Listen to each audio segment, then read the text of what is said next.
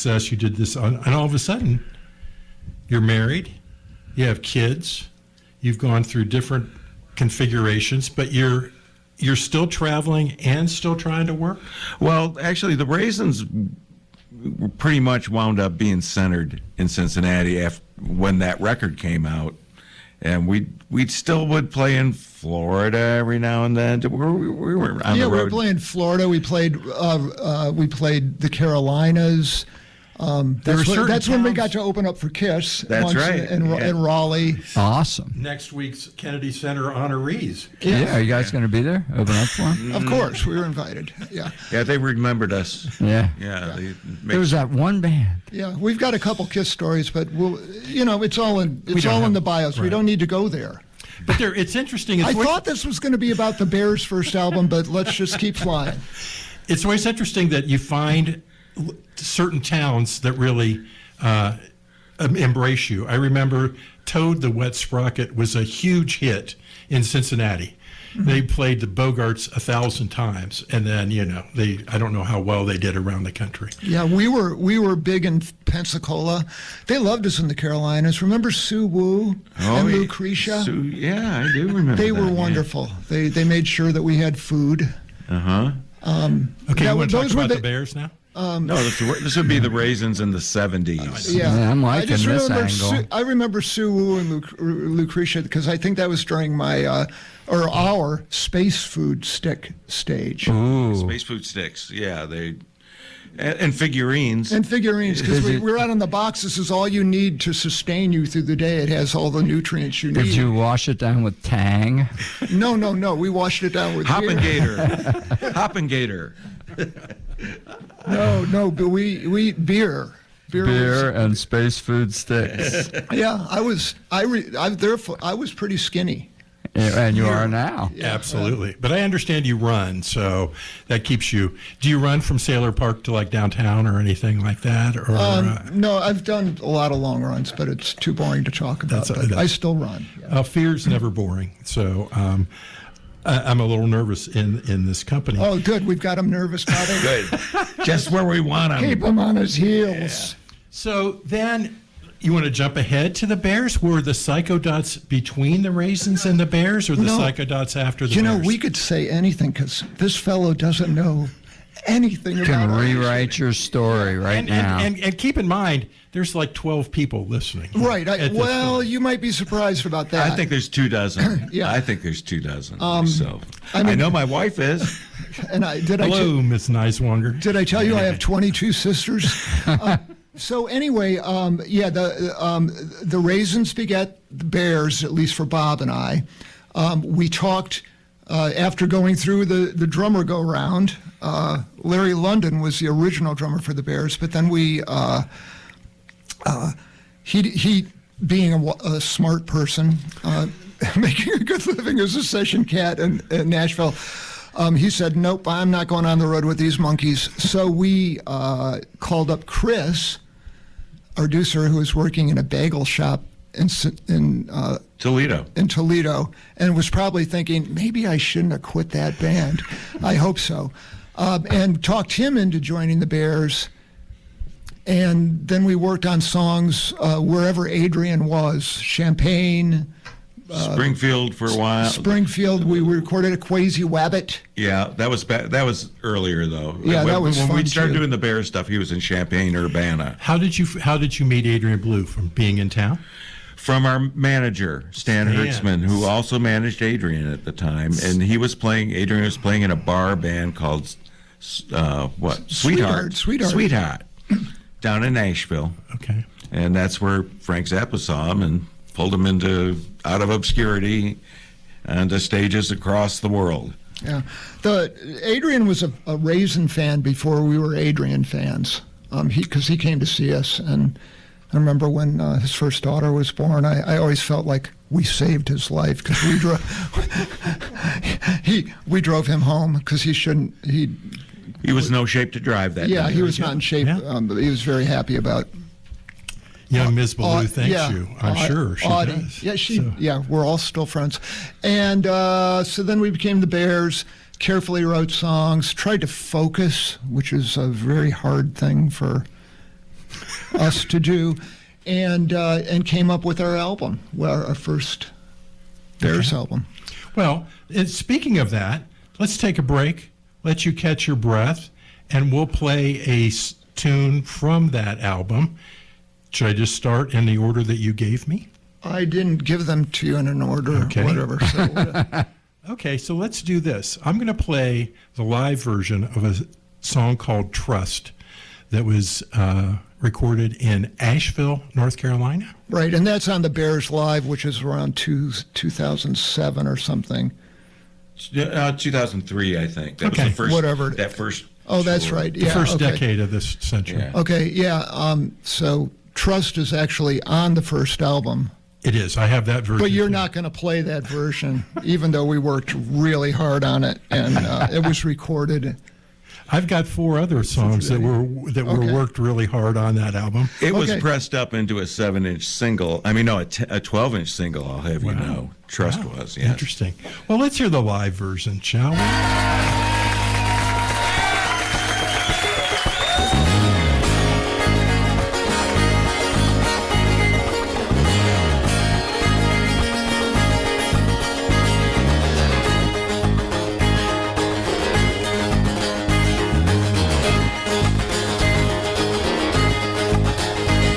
This world hangs by a slender thread. Trust.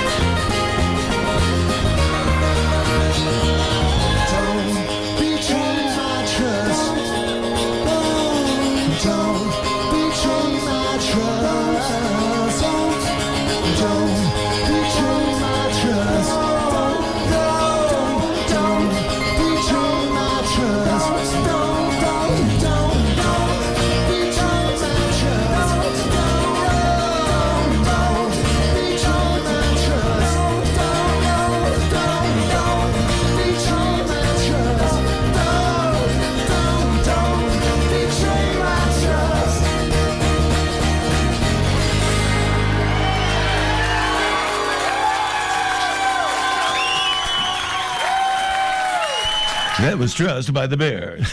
It was an acoustic version. This is a very acoustic-y Americana show, so that's Yes. as close as we come. But I love the bass solo in thank that you. song. It was Thank you. great, and that's what led me to that, picking that version of it. Although we do have some of the other tunes that were labored over in the studio for days, weeks, and months during the recording before the release in 1987. We'll get to those in a little bit, though. So, but back to the Raisins, back to Cincinnati, back to the days of driving on acid to get to the next gig and stuff. How many years was that? Oh, well, I joined the band in '74. Okay. And I was in the band, and the Raisins existed until March or April of '85. So that's a good 11 years, isn't it? I think. Wow, that good, Bob. Bob has an elephant's memory, so he's the guy to.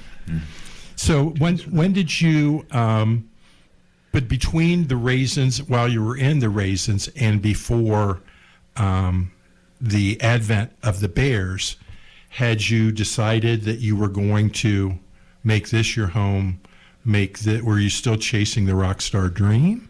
Did you start getting, besides delivering pizzas, what was the turning point there? I wanted to be a rock star. I think. Yeah, we thought that was 1983. possible out of Cincinnati. We liked it here, and we could afford to live here. And we had work here, and the studios were here, and our management was here. So that's why we wound up here. Okay. And fortunately, through some miracle, we played our songs every Monday night at Cooters or Alexander's, and eventually a bunch of people said, hey, these are pretty good songs. Let's go see those guys on Monday night, because there's nothing else going on. Yeah, it's kind of the night off in the hotel and Service restaurant industry. service industry. So those guys and young women came, and they really liked us, and we really liked them, and word spread.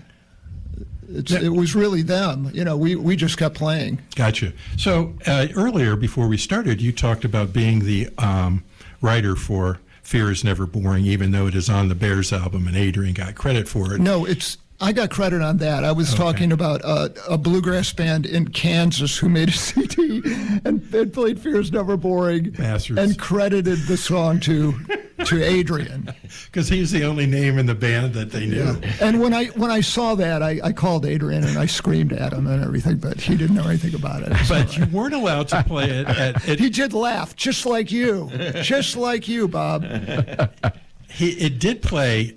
So the version that we played, it's on the Facebook page, the live version from Reds Fest. So you had a relationship with the Reds for a while until someone read the lyrics. Is that what happened to the song? That I still get chastised a bit by. Can I say the word tight ass Yes. on the radio? Yes. By uptight puritanical. you have tight asses. $35,000 for that FCC fine, don't you? Yeah. So every now and then, and I'm just. It always makes me happy. I know. It makes me happy that song. If that's going to be a hit, if that's going to be my one-hit wonder, it's really good that it makes some people uncomfortable. I take pleasure in that. That's great. Okay, well, we got plenty of time. We got 45 minutes. I was going to jump ahead to the Bears part. Can I interrupt you? You absolutely. Bob Nyswonger wrote Trust, Ah. which is just great. There's a Bears video of Trust of us playing somewhere in Southern California, and I want to say it was near the coach house, but we were playing outside.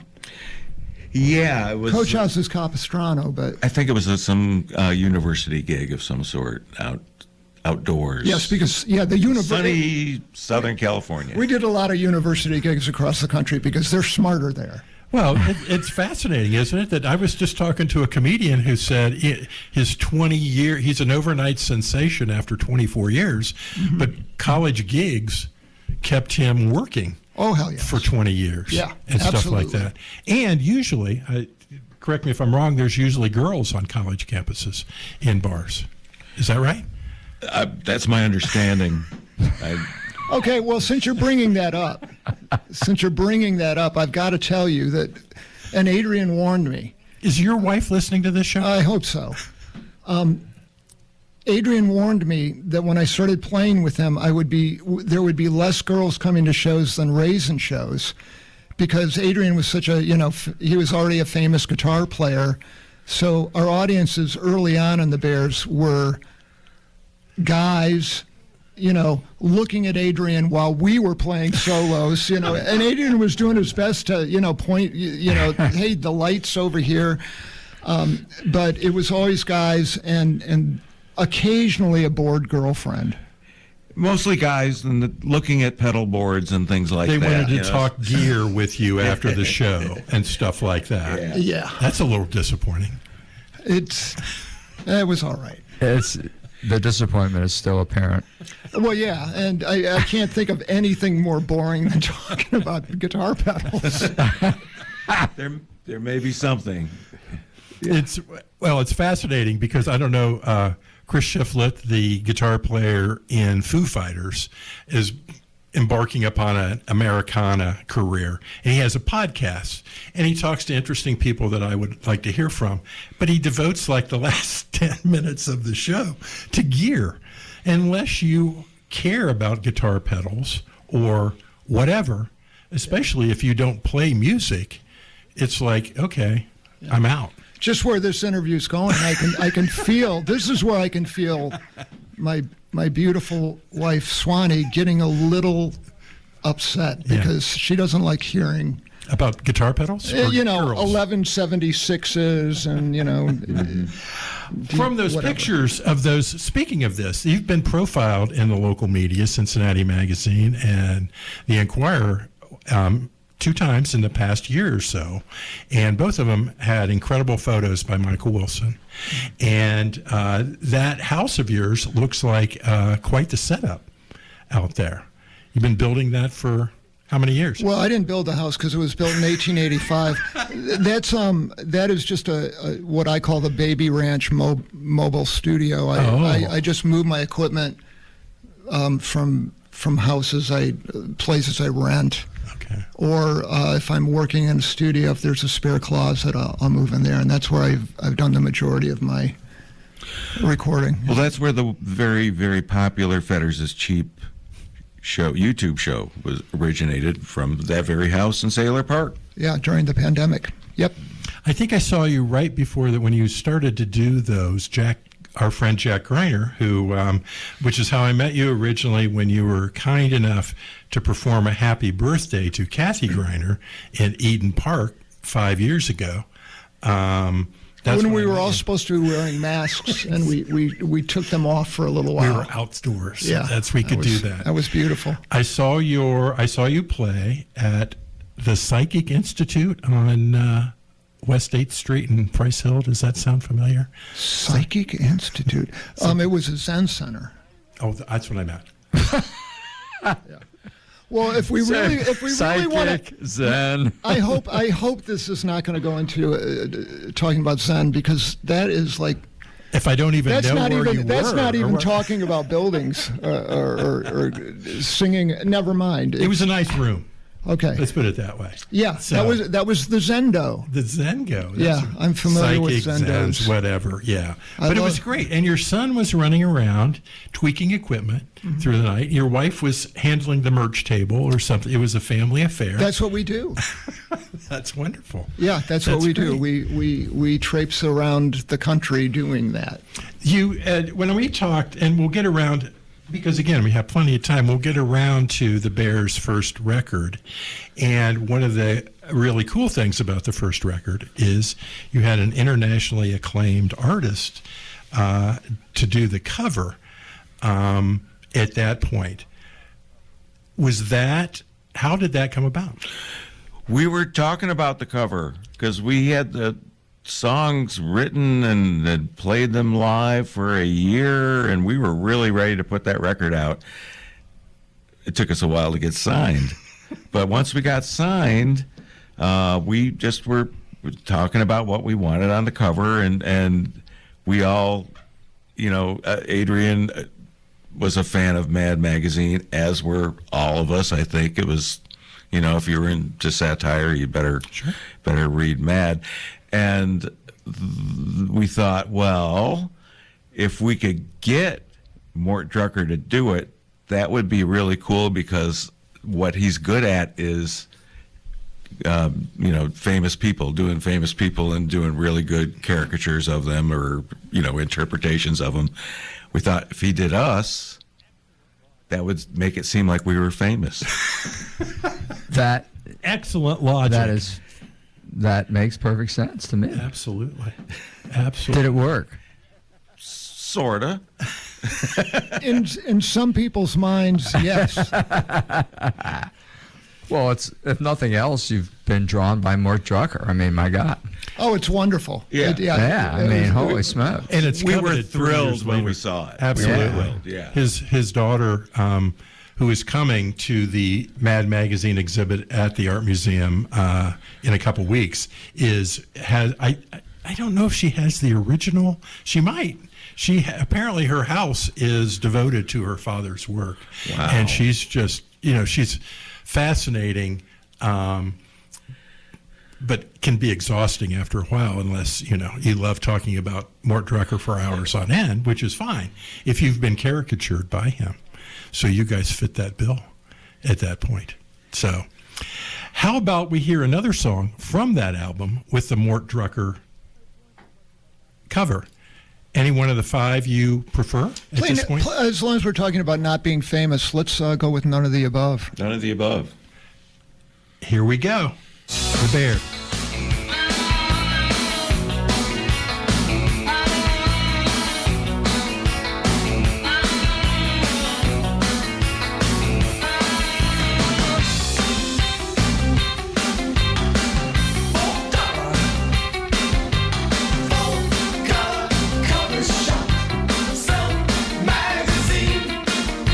Where the limo goes, people start to scream.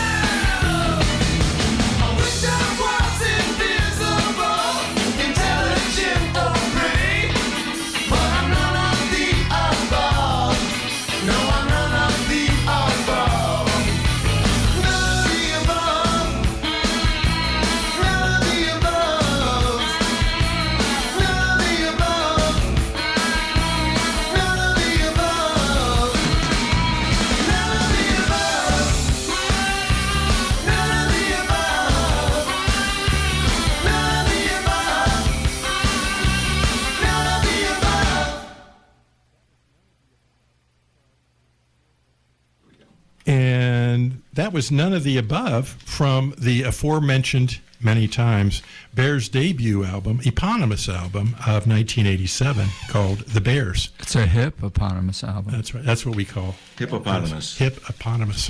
Yeah. We have all kinds of really catchy catchphrases over 11 years of doing this. Bob, I think they're very clever as well as good looking. Well, now let me ask you this. If you think that's true, and you think that there's maybe even 24 people listening out there tonight, what do you think about offering some of those people tickets to the show? I think that's a terrible idea.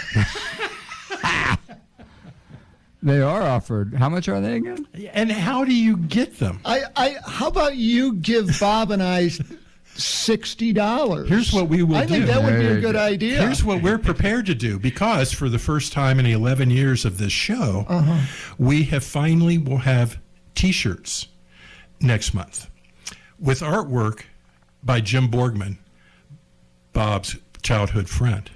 Wow.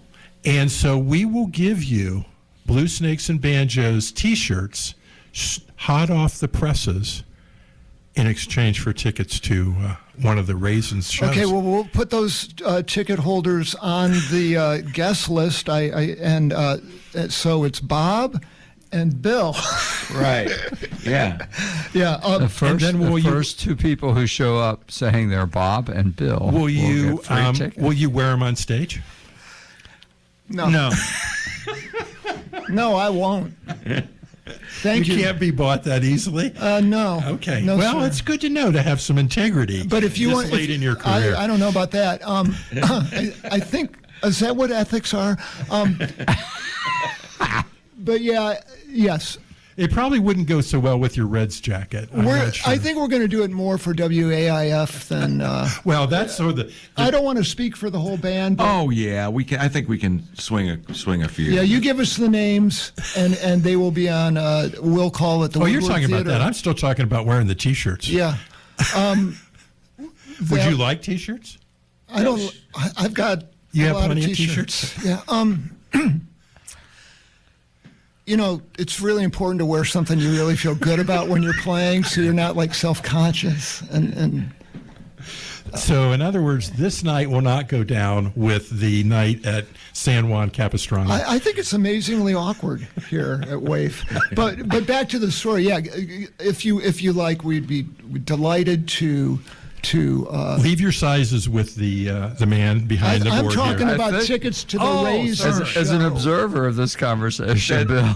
That those very hard to get sought after tickets for the Raisin show. Oh, really? Yeah, December 5th and 6th. At the Woodward at the Theater, Woodward Theater. over the Rhine on Yeah. Main Street. Yeah. And where you can just go to the woodward.com, right? And find Yeah, tickets you'll for that. find them. Yeah, the Cincy Tickets sells Okay. them. Is it doing But that? except for the two tickets that you just out of nowhere. You know what we should do, Bob?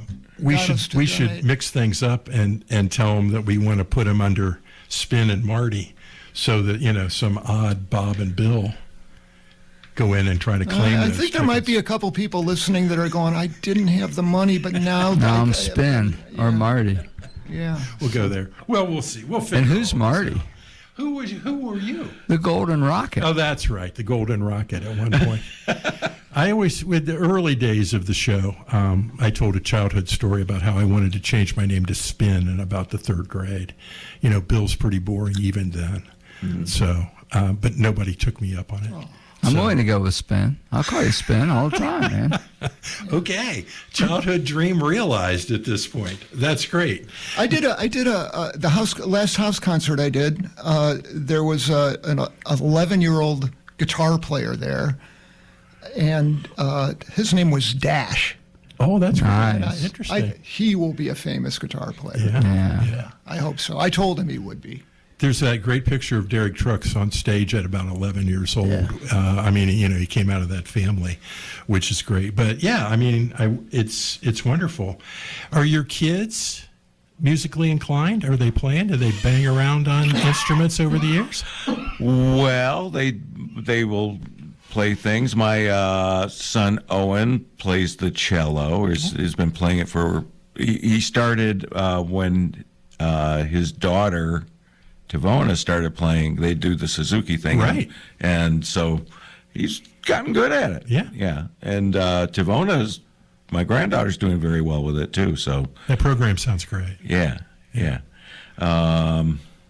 Stuart, my other son, is really good at playing pinball. He took number 3 in the state of Ohio last Wow, year. that's amazing. Yeah. That's really good. That's certainly more than I've ever accomplished in any field. So that's great. Your kids are My kids are cool too. Yeah. My oldest son Sam plays guitar, okay. and Does he have a band? no, and Noah, one of my twins, and Robert, our youngest, play together. They've changed the name of their band a couple times. Last time I heard it was Water, and some of their recordings are the ones I've been allowed to hear are just deeply wonderful. Yeah. Robert's a great songwriter, and Noah's a drummer. He plays and helps me record. He's a recording engineer as well, and he works with a lot of other people, but he makes sure I'm on track. My daughter Grace is an incredible piano player who doesn't want to play piano, but She's the smart one. yeah. Well, they're all Is it shyness? they're all smart. No, they're all smarter than me, but Oh, sure. That Yeah. goes without saying in everybody's yeah, face. Grace actually, when she was a teenager, opened up a big Scott Joplin songbook. We got her and started playing that stuff. So That's great. Music throughout the house the whole yeah, time. and my wife is a keyboardist as well. That's great. What were you going to say? Did you start to say something, Bob, the other part of the team here tonight? I was fighting back a cough, Bill. But Bob has bad I, allergies. I am very interested in the show coming up and a little bit more about the band and what folks can expect to hear on December 5th and 6th. at The Woodward Theater. Yeah. 9 o'clock, 10 o'clock. Oh, I Shows at 8, I think. Is isn't the it? show at 8? It might be 7. I don't know. And it's just us. We play a couple long sets. I'll tell you what you can expect. Oh. 4 players kind of at the top of their game. Sure. Absolutely. It was just shocking to me how much fun it was to play with these guys. I mean, they're so good when I play with. I mean, they make me better. Just to reiterate, it is Bam and Ricky? Yeah, it's Okay, Bam and Ricky. Powell So, on and all drums, of us has Ricky been, and I yeah, on keyboards. And it's not like we're pulling somebody out of like an insurance adjuster job. Hey, we're Nothing getting the against insurance adjusters. No, I got something They're against one of them. some of our biggest sponsors. Yeah, my dad was an insurance agent, so I'm just being goofy here. But the band is killer. It really is. And if I have one complaint about it, it's that I can't be in the audience and watch the band, because Bam's just like he's an amazing singer and drummer. Bob is Bob. Everybody knows what. Am I allowed to say badass on the radio? Yes, Yes. you are. Okay. Absolutely. Bob is, internationally known badass on bass. Ricky and I, what a legend, and I, I'm trouble. I guess. You're not trouble. You're the best guitar player I know. He's the guy that made me drop guitar and pick up a bass. Well, thanks, Oh, interesting. Bob. Yeah. That's you. what you guys were, the 2 guitar players in the first band, and you said, I said, I'm never going to be quite that good. okay. So I said, I could be the best bass player in town. Yeah. And Interesting. That's what I decided to do. And you And, did. and that's when we started playing. We were playing, I was 16, Bob was 15. 15, yeah. Yeah, and then when we played with Chris was like 12 or 13. 12, 13, yes. And he was already unbelievable. Chris was good out of the box. Yeah, that thing about playing 10,000 hours or something. he didn't need that. Yeah, he didn't listen to Malcolm Gladwell. And yeah, he was unbelievable right away. That's great. Yeah. That's wonderful. Well, again, I would see you around town. We would many times. I don't know if you did this, but when I was, I guess I just need to say that when Rob posted about today's show, he identified Bob and I as veteran journalists and music fiends. And I told him I had a nit to pick with one of those descriptions.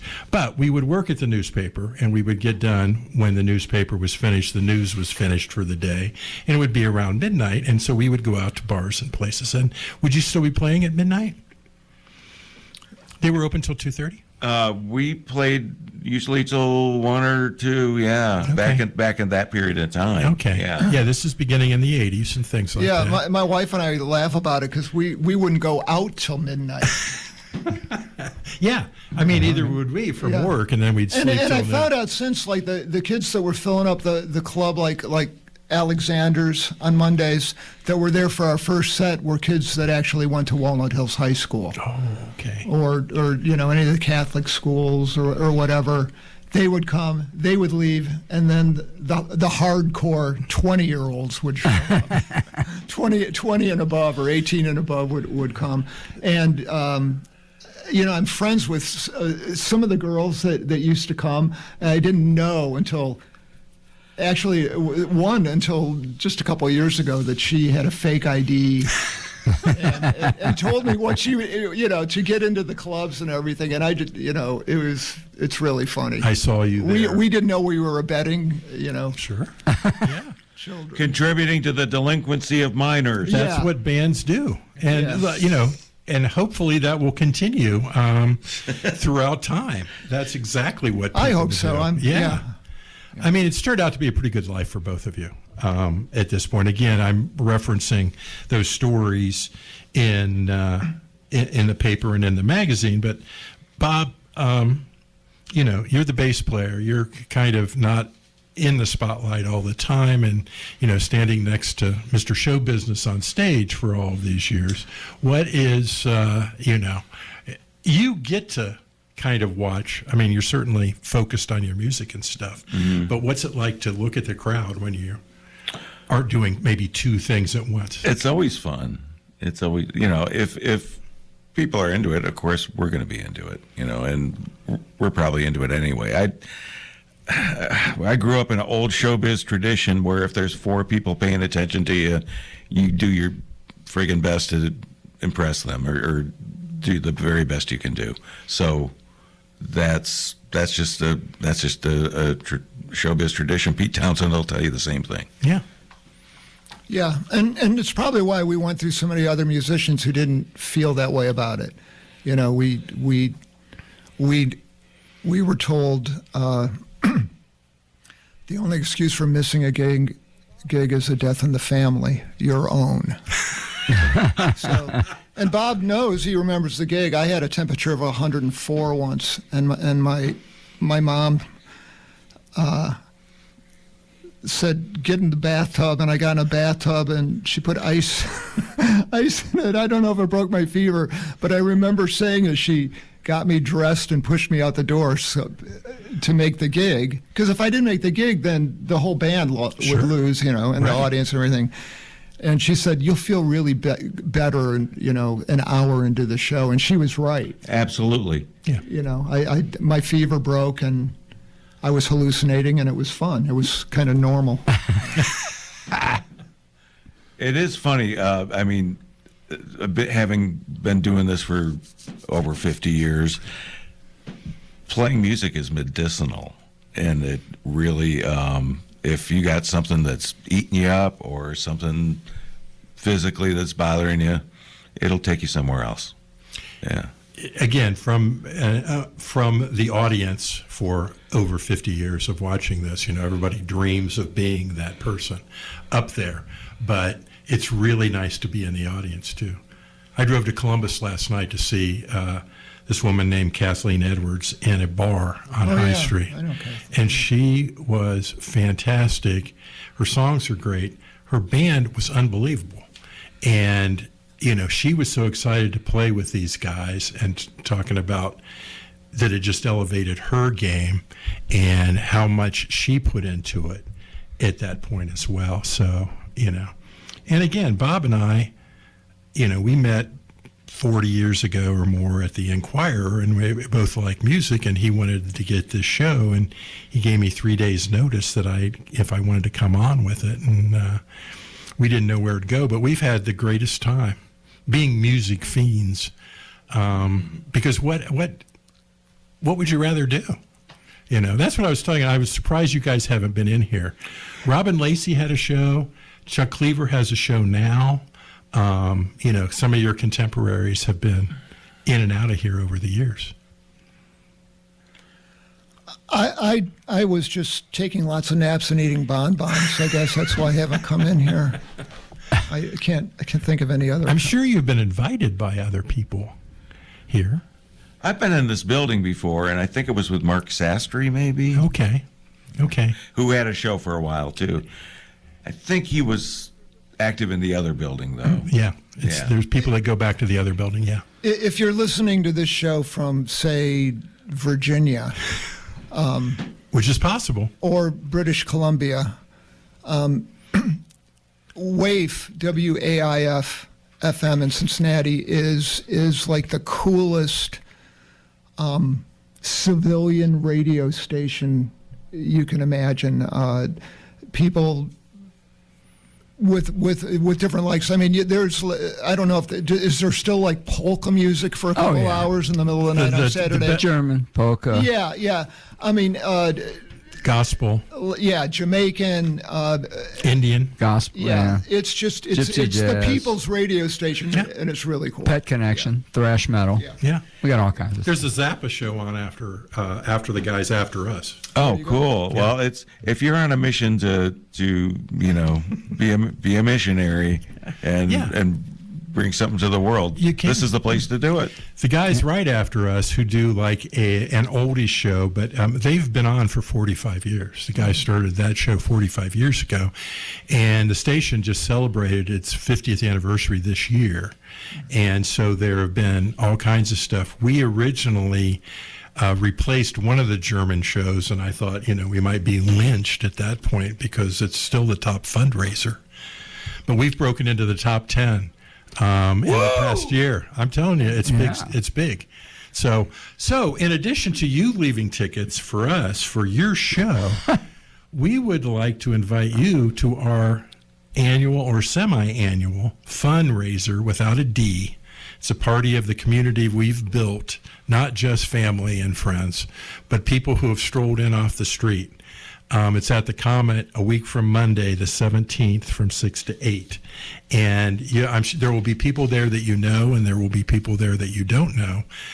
But since it's November 17th, you might be able to sell some tickets while you're there, too, to your show. We don't carry tickets around with us.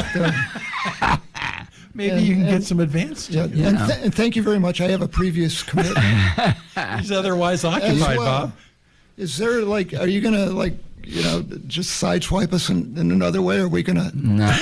Are you gonna play Meet Me in the Dark? Oh, Well, I was absolutely, about I'm to going say, you know what might be a good idea is to play another song that If these guys you might would, hear if when you you're could, at if the you could get at them the to quiet show. down a little bit, we could play some more music. So we'll do this. Meet Me in the Dark. That's what's up next. Here we go. Bye.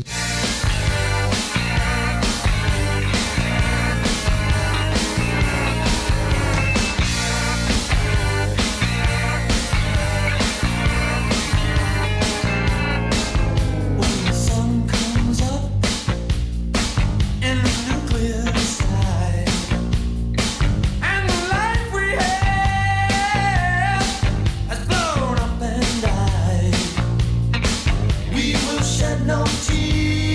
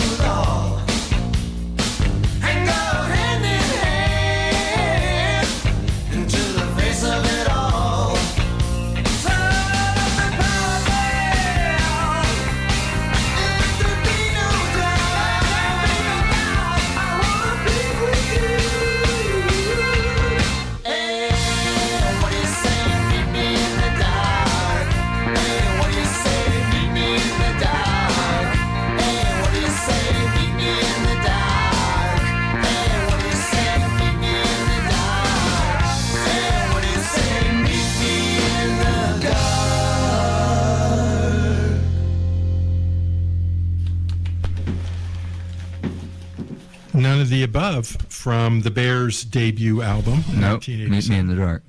That's what I meant to say. Meet Me in the Dark. The previous song was none of the above, which was about 10 minutes and lots of talking ago at that point. So we're closing in on 10 minutes left with Bob Nyswonger and Rob Fetters. It's been a whole lot of fun being with you guys here tonight. We want to say there's a couple things coming up. There shows, two nights stand at the Woodward Theater, December 5th and 6th, Friday and Saturday night. They will be there as the Raisins with Bam Powell on drums and Ricky Nye on keyboards. Tickets available at wherever you get your tickets for the Woodward Theater. There's that. There's also the Mad Magazine exhibit coming to the Cincinnati Art Museum beginning on November 21st through, I think, February of next year. And I certainly hope that one of the items in that 150-plus piece exhibition includes the local connection of the Bears album cover drawn by Mort Drucker.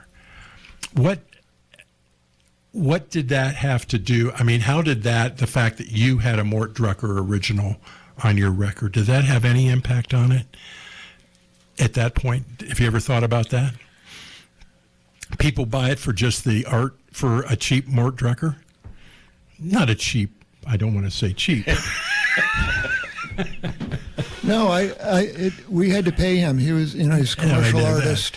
And what's worse, and I remember because I've done so much commissioned commercial music work since, I realized we did something to him that it's the bane of making art, for money, for commissions. And because, you turn in a piece of music to somebody and they'll say, "Oh, it sounds great. I love it. I'm going to run it by the team and get back to you with feedback." And it's like, oh, it's kill me now. But with Mort, the first go round, he had, and so if you've got this album, you can look at it and you'll see what I'm talking about. On my in front of my jacket, he had a teddy bear. Because he's satirical, and right. So it's the bear. So we're gonna give this idiot me a teddy bear to hold, not a guitar. Adrian got to hold a guitar. And I don't remember, it didn't bother me, but our team said, "Oh no, we're a little more serious than that." Not that we took ourselves completely seriously, but so we said, "Is there any way we can keep everything but take that out?" And this wasn't digital art, right? So he just kind of he just covered it up, and you can see the shape of bear ears and everything. But it really looks like my ugly orange jacket. It just has a bunch of dirt on it. Oh, okay, yeah. Can exactly. Can you see the bear shape in there? Yeah, it's kind of like a snake coming down your lapel at that point. Yeah. And, so that's my trivia. That's interesting. Yeah, Mort also talked to Adrian and said that he thought we were all really handsome. And I don't think he was on drugs. Yeah, I don't think he was serious. He was tripping and driving when he to the studio at that point. Yeah. Well, you are a group of good-looking young men there. Bob, you're in a tux, That was my role visually in the band. It would pick up 10 pounds of sweat after every gig. So the tux I took off weighed 10 pounds That's more funny. than the tux I put on. That's great. And That's it was wonderful. my punishment. It was my role in the band to be the dry cleaning sap. And this is before the internet era. So I had to track down a dry cleaner in every city we'd go to and take the dry cleaning.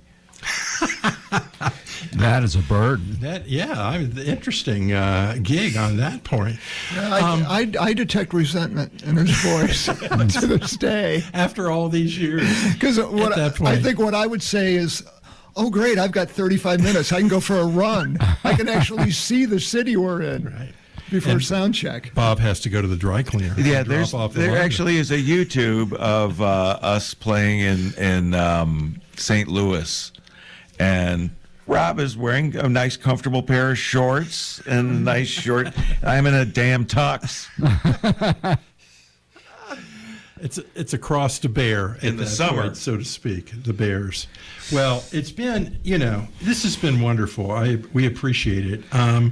As our predecessor in the studio, Synovia Biden, who has a great show. She has the most important show on WAIF. She's talking about issues in the neighborhood. She always asks her guests if they have any final thoughts. So we'll open this up to you for a couple minutes each, and then we'll play your choice, Superboy or Raining, as we go out. Raining, because it was cut on a Neve console. It was Yeah, what? using early Roland synthesizers. Oh. Really tough. You can hear them glitching throughout. Interesting. It also has, okay, here's trivia. Do we have enough time? Yeah. This wonderful tuning Adrian invented that we wrote a lot of songs in that was taking a 6-string guitar, which usually goes, from low to high, E, A, D, G, B, E. But this tuning is the E-B tuning, so it goes from low E to a B, tuning the A string up to a B, to E, and then a B and a B and an E. Yeah.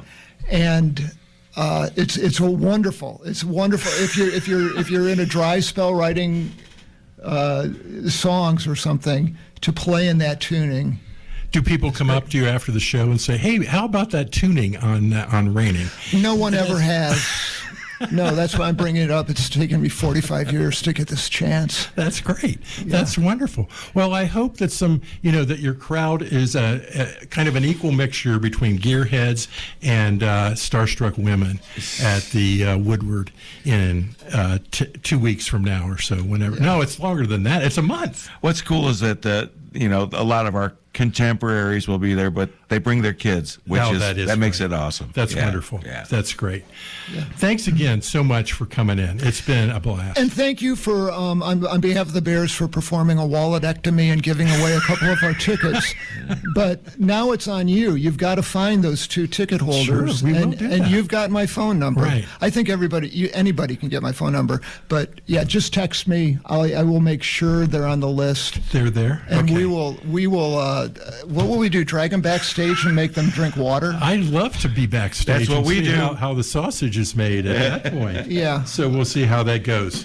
Thanks so much, everybody. We're going out with Raining by the Bears, Bob Nyswonger, and Rob Fetters in the studio tonight. Thanks for coming, It's guys. been It was really fun. Thank you, Mr. and Mrs. Blue Snakes and Banjos. We loved every second. great. All right. See you next week. Till that time, love one another. Good night, everybody.